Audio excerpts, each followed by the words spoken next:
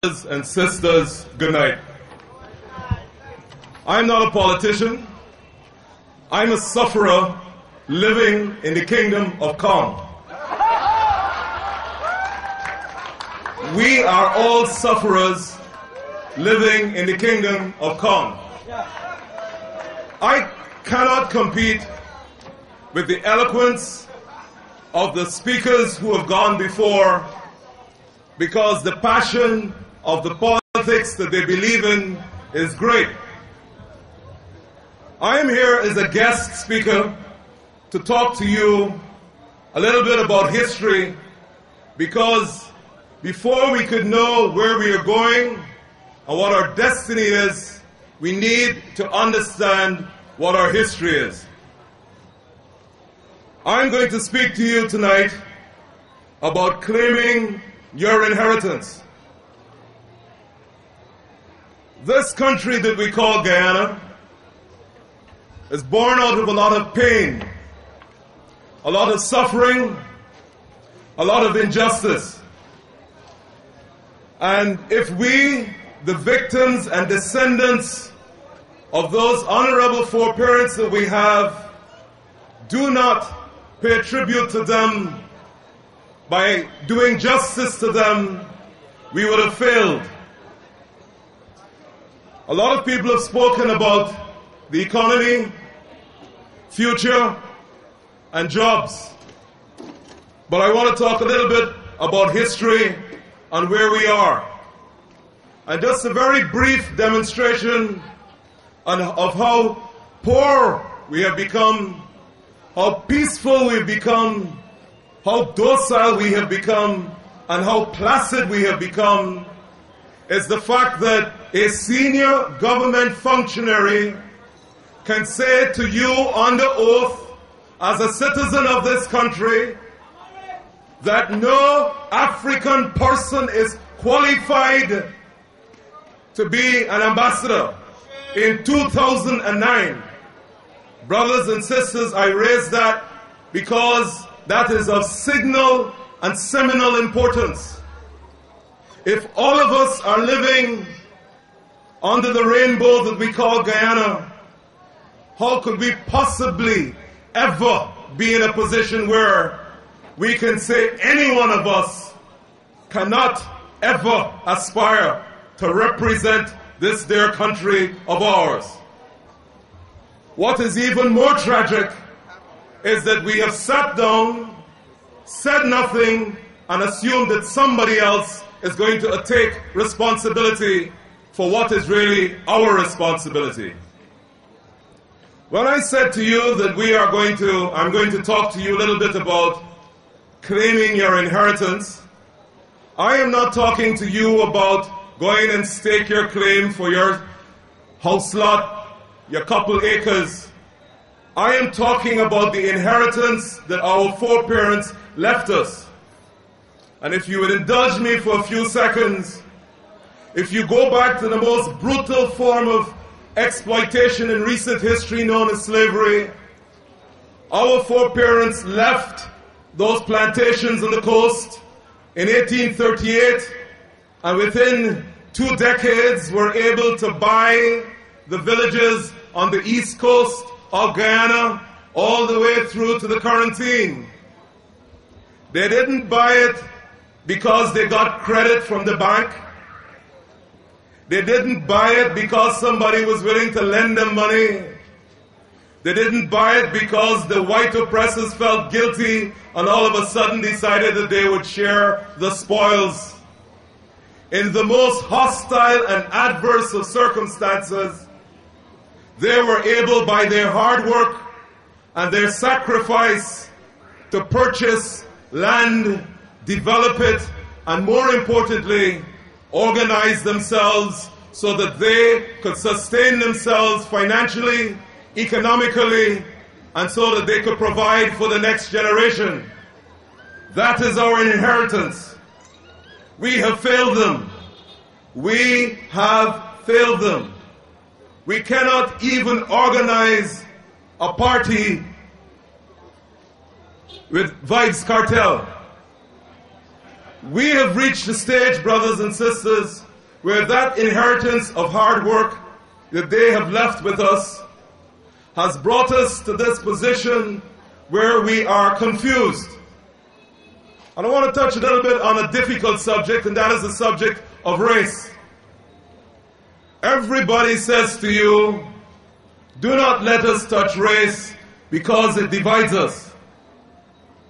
But I say to you that you can't know your destiny unless you know your history. And you have to understand race for what it is and understand it for how dangerous it is. The recent testimony of that very senior government functionary has demonstrated to us all how meticulous, how calculating, and how devious the regime is. They have done that because of several reasons. They, of course, and you have to understand this about the PPP, they have a very effective political machinery, and understand that the land grabbing and the distribution of state assets isn't going to the Indian people.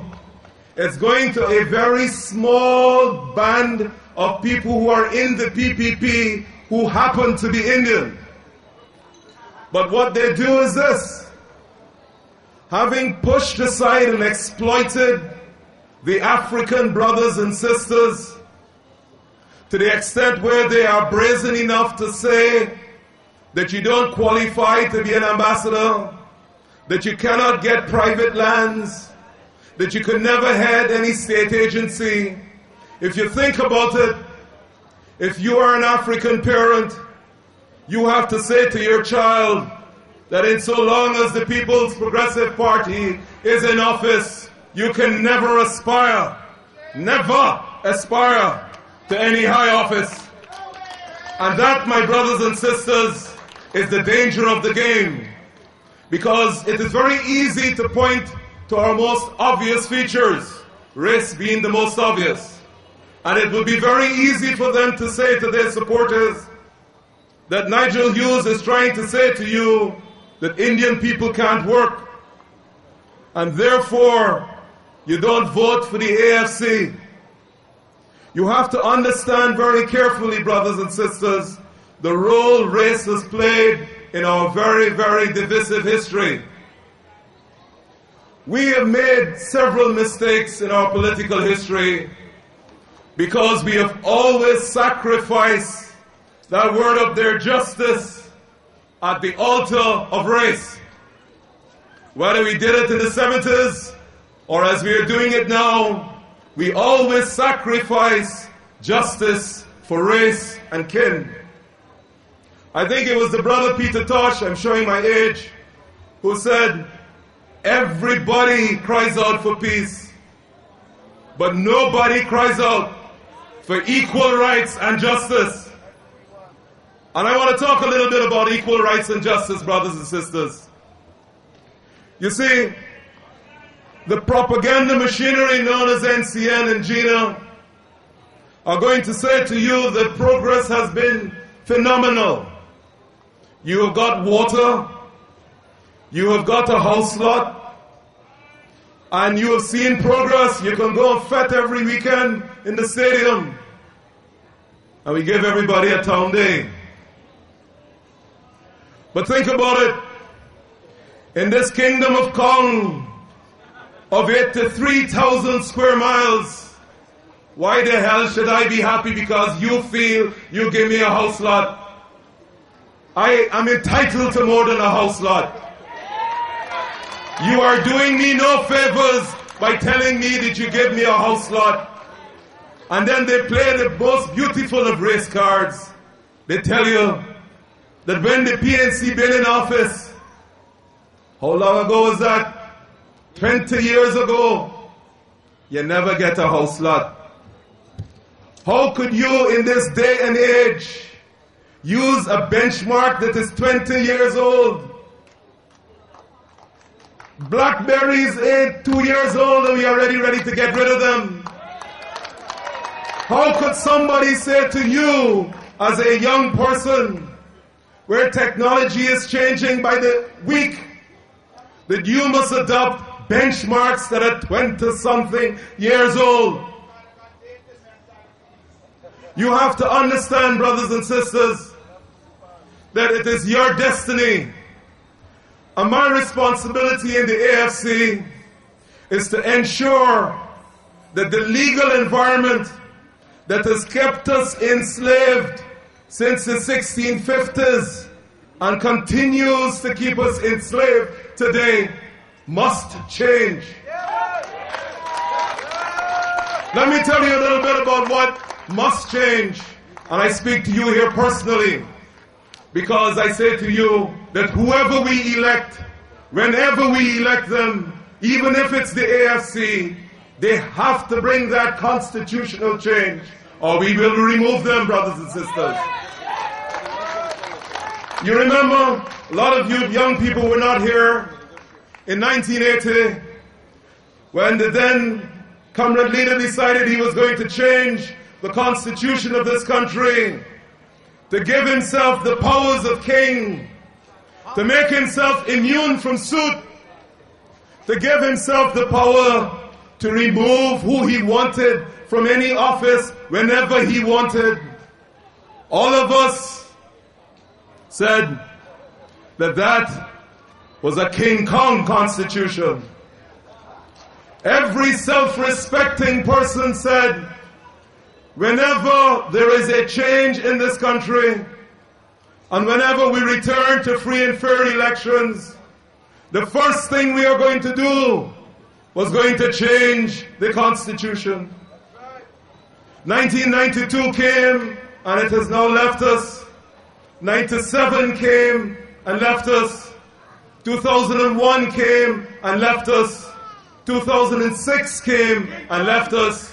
We're in 2011, and would you believe that people who are aspiring for political office in this country have the temerity to say to you that we don't need to change the Constitution? King Kong Constitution! You have to understand that just as how the colonialists brought into effect the vagrancy laws after the abolition of slavery so they could remove the brothers and sisters from hanging on the street corner so that they couldn't plan the revolution, it's the same way the present political class, and I make no difference between the principal parties that have led us, can get together and pass a piece of legislation that says that the leader of the party can recall a candidate whenever he feels like, a person that you might have selected, and we call that progress.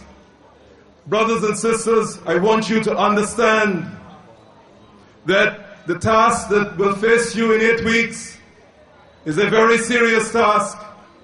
I don't want you to be swayed by emotion by anybody, whether it's the NCN, the PPP, APNU, the AFC. I want everybody to think and think deeply, because the one thing we have left, and in some cases the only thing we have left, is our mind. Brother Bob said that we must emancipate ourselves from mental slavery, because none of us but ourselves can free our mind. I say to you in 2011, before we can emancipate ourselves, we must first ensure we cultivate our minds. You see this foolishness that the young people are talking about? I don't know if I am going to vote, and I don't know if it make a difference. Let me tell you that your sisters and grandmothers and grandfathers have given their blood unpaid for the day when you have the right and privilege to walk into the box, to vote without picking up arms, and for you to dishonor them by saying to them, you ain't know if you're going to vote, is the ultimate sign of disgrace to not only yourself, it's your people and the country. Because understand, brothers and sisters, in this new world of ours, It's no longer going back to the days of armed struggle. But of course you, as the Americans do, reserve the right to do that if the circumstances necessitate it. Understand that at the forefront of the battle for your rights, my rights, and all of our rights, irrespective of our culture, our race, or ethnicity, is the right to vote. And even if you are not persuaded by the brothers and sisters who might not have addressed you tonight, do not disrespect the people and do not disrespect the blood that has been sacrificed to give you that right. It has been abused in the past, and I am sure people will attempt to abuse it in the future. But if you intend to stand by for justice, equal rights, understand that it is your obligation to vote. So I say to you tonight, I am not a politician, but I understand how important it is that we make sure that never again will we give any person or group of persons the absolute power that is given to them under this Constitution to rule over us. I want us to commit tonight that any party that assumes office, whether it's a coalition, a single party, and most likely the AFC, that within the first year of office, we dismantle this Constitution that we have. But it's not only the Constitution that has to be dismantled, brothers and sisters. We cannot have a system which says that because you have a simple majority in Parliament, you must exercise 100% of the power. Never. None of our African, Indian, indigenous, Portuguese, none of our ancestors sacrificed so that 51 could ever equal 100. We have to change this so that whenever they abuse power, brothers and sisters, whether it's in the first 90 days or in the last 30 days of the regime, we have the right to remove them before elections. The power must come to the region. How could I, as a sufferer in Georgetown, tell you in Linden what is good for you? You live it. And as my wife said, and as Buju definitely said, he who feels it knows. Don't worry about some patronizing statement, but I feel for you. If you feel for me, come live in Linden and live on $2,000 a day. I think as a demonstration and as a requirement of all future politicians, we should ask them to live on a minimum wage in the same circumstances as our most unfortunate brothers. And if they survive that for a week, then maybe they can begin to talk to us about suffering. But my time tonight, ladies and gentlemen, is just as a guest speaker, and I ask you to forgive any passion that I might have displayed. I want you to join me in committing to absolute constitutional change, irrespective of whoever comes to office. And this foolishness that they have conned us into, where we don't want to walk down the street in support of our own human rights because we might frighten somebody, and they tell you stay home like a sheep, like a mouse, you can't walk and protest no more because somebody might frighten. Understand that where there is injustice, you're either on the side of right or give yourself up forever to purgatory. So brothers and sisters, I thank you for staying around, and I ask you to stay and give my brother Raphael and my brother Kemraj, who were brave enough to walk away from those architects of destruction. Isn't it ironic that neither the PPP or the PNC have made it a priority to change the Constitution? I only say to you, brothers and sisters, use your mind. I ain't begging for nothing. I'm not asking you to follow me. All I'm asking you is to use the one thing God give you that no man or woman should ever take from you, even though women confuse us a little bit. Use the one instrument that you have. The one most deadly weapon of war that you have is use your mind, brothers and sisters. Peace.